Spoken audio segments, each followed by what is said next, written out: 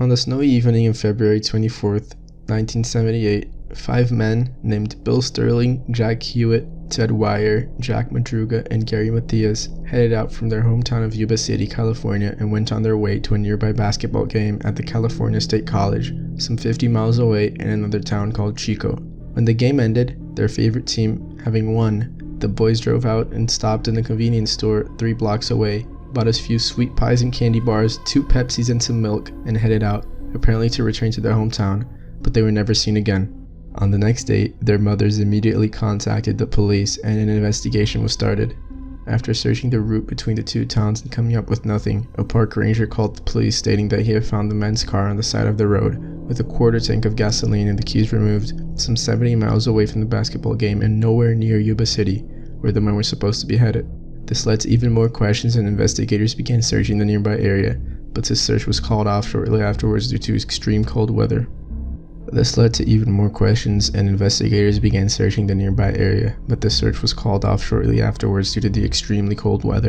When spring came, the search was resumed with little success, until in June, some bikers came upon a body in a Forest Service cabin, nearly 20 miles from where the men's car was found.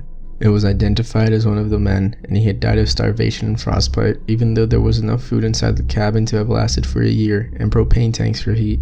Some days later, the bodies of the 3 other men were found. One was around 2 miles from the cabin, while the other 2 were found some 11 miles from the car, on opposite sides of a road, seeming as if one of them had gone to sleep and the other had refused to leave his side. All 3 of these victims died of hypothermia. The body of Gary Mathias, the 5th man, was never found, and he is missing to this day. In this video, we will attempt to explain all relevant facts relating to this mystery and try to come up with a conclusion as to what happened to the 5 Yuba County boys.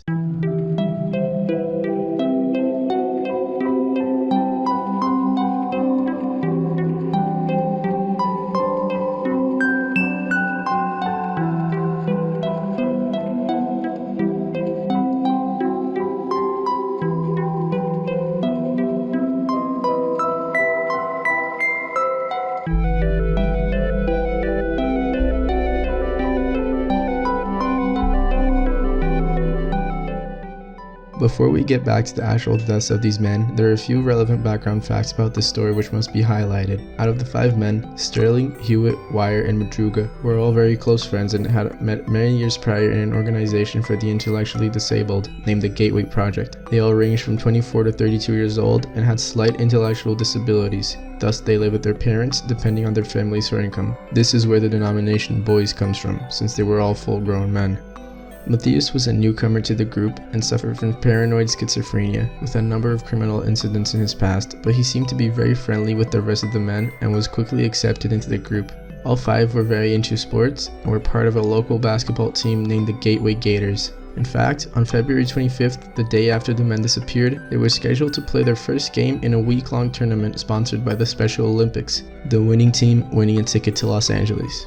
They were all very excited for the game, with some having already laid out their uniforms and Mathias stressing to his mother not to let him oversleep. Of course, they never returned home to play in the tournament. The state of the car upon its discovery is also very peculiar. It was spotted by a forest ranger on February 25th on a long dirt road leading to a high elevation forest, but he thought nothing of it as it was very common for people to go skiing nearby and leave their cars on the road. Afterwards, when he recognized the missing persons poster, he led police to the vehicle. Inside the car were found empty wrappers, milk cartons, and cans that had been purchased in the Chico market, along with programs from the basketball game and a road map of California. This is where the mysteries begin though. First off, the car was 70 miles from Chico and extremely far off from any road to Yuba City. Another unexplained fact is why the men would have driven up a long and winding dirt road in a winter night deep into a forest without any extra clothing on, and the night before a basketball game they had been very excited about for several weeks. Police could also not figure out why the men had decided to abandon their car at 1.3 kilometers of elevation. The car had become slightly stuck in some snow, and there was an attempt to remove it as evidenced by tire tracks, but it was not deep enough that the 5 men could not have pushed it out manually. Since the keys were not present, one possibility was that the car had been abandoned because of a malfunction and that the men intended to return afterwards. But as stated previously, it had gasoline and the police were able to hotwire the car immediately. Even more questions were raised after analysis of the bottom of the car, as the undercarriage was completely unharmed from the mountain road, which was extremely strange as the driver had to have driven with extreme caution or have been very familiar with the road. The only one of the men who had a driver's license was Madruga, and he did not have this familiarity, nor would he have let someone else drive it, according to his family. After this, not much was discovered about the case, as there was a severe snowstorm and searches had to be called off. Out of all of the reports which police received of sightings of the men, only 2 were seen as legitimate, and we will state them presently. The first sighting was by Joseph Shawns of Sacramento, and was driving up the same road as the men in order to check up on a cabin he owned before a ski trip with his family.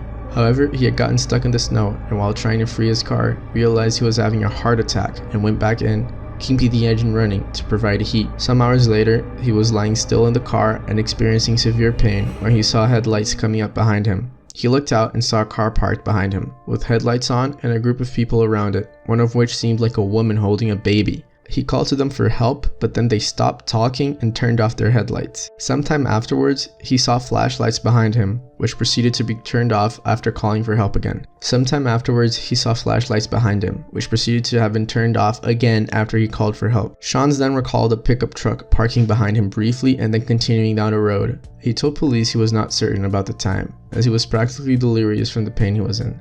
In the early morning, his car ran out of gas, and after the pain subsided, Shawns walked 8 miles down the road to a lodge, where the manager drove him back home, passing the men's abandoned car at the point where he had recalled hearing voices. Doctors later confirmed that he indeed had experienced a heart attack. The next witness was a woman who worked in a store 30 miles down the road from where the car was found, which the men could have reached had they continued driving. She told police that 2 days after the disappearance, 4 of the men had stopped at the store in a red pickup truck, with 2 having stayed outside in the phone booth while the others went inside to buy food. They purchased burritos, chocolate milk, and soft drinks, which was consistent with their previous eating habits. Then they left the store. However, the brother of one of the men reported to have been at the phone stated that this was extremely uncharacteristic, as his brother Hewitt hated using phones to the point where his brother would have to handle calls for him.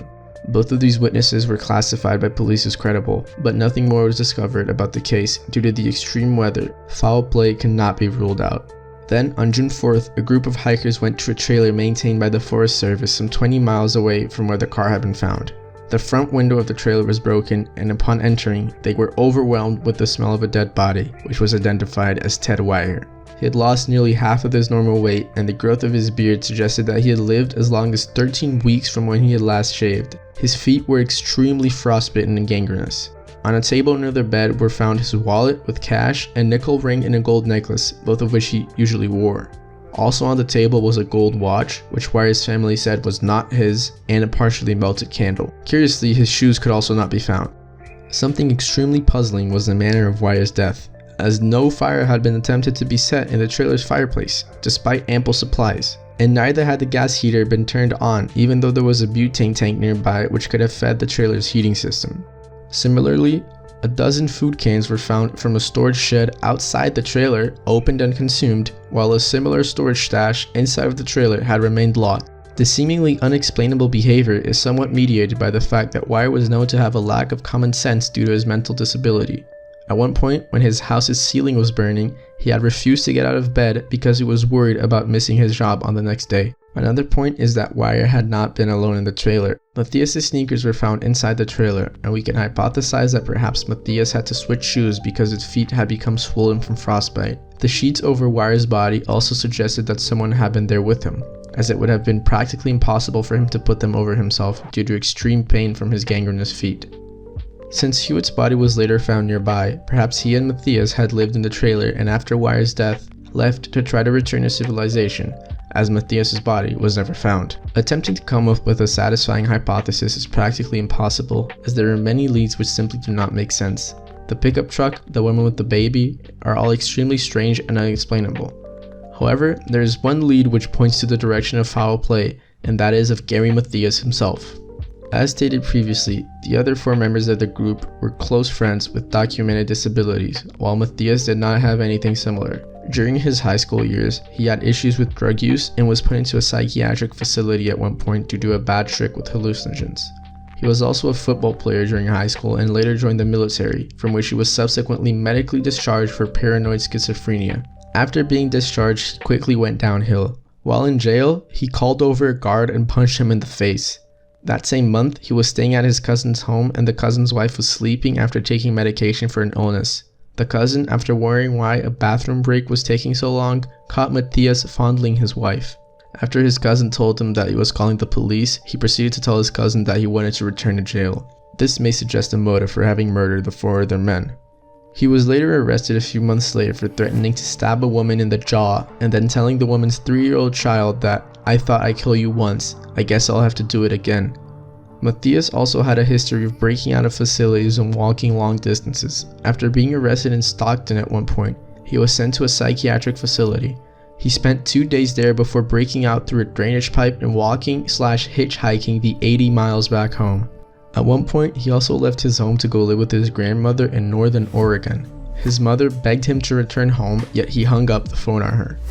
He showed up a few weeks later and claimed that he had walked back from Portland, stealing milk off porches and eating dog food to stay alive on the 540-mile trip. The final violent incident occurred a few weeks after his trip back home.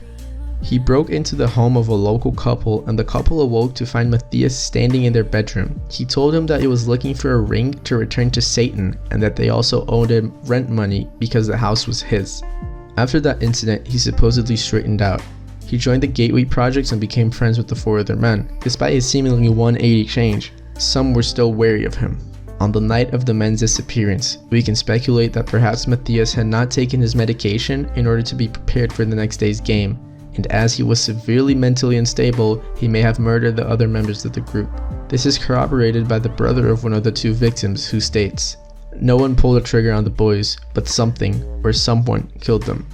Asked if he thought Mathias set his brother and the others up to die, Dallas Wire replied, "That's the only thing that makes sense."